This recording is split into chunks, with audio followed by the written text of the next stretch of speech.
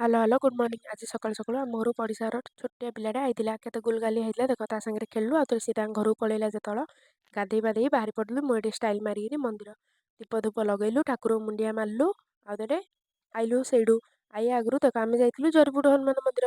ତ ଆଜି ଧନୁ ସଂକ୍ରାନ୍ତି ବି ଥିଲା। ଆଦି ଗୋଟେ ମୁଆଁଟେ ଦେଲା ଗାଈ ଖାଇବାକୁ। ଯେଉଁମାନେ ଆଇଛ ବୋଲି ଦେଖିଥିବ, ଯେଉଁମାନେ ଆଇନ ଦେଖ କେତେ ସୁନ୍ଦର ଚାରିପଟ ଜାଗା, ପାହାଡ଼ ଉପରେ ମନ୍ଦିର, ଖାଲି ଗଛ ବୁଛ ଭର୍ତ୍ତି। ଆଇନ ବୋଲେ ବେଗି ବେଗି ଆସ ଦେଖିକିରି ଠାକୁର ଦର୍ଶନ କରି ଆଉଥରେ ହୋଟେଲ ଗଲୁ, ଖାଇଲୁ। ଆଜି ସଂକ୍ରାନ୍ତି ବିନା ପିଆଜ ରସୁଣ ଖାଇଛୁ, ଆଉଥରେ କହିଲୁ ହୋଟେଲ ଯାଇ ପିଆଜ ରସୁଣ ଖାଇଛ ବୋଲି।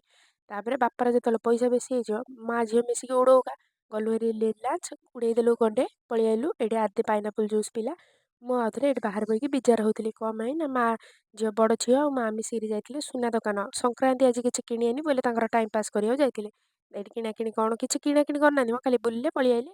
ଆଉଥରେ ଏଇଠୁ ଆମେ ରିଲାଏନ୍ସରୁ କ'ଣ ଆଣିଥିଲୁ ସବୁ ଦେଖ। ମୁଁ 4ଟା କପ୍ ଆଣିଥିଲି ଦେଖ। ବାପାର କେତେ ପଇସା ଉଡ଼େଇକିରି ଆଇଛି। ବାସ୍ ଏତିକି ଥିଲା। ଭିଡ଼ିଓଟି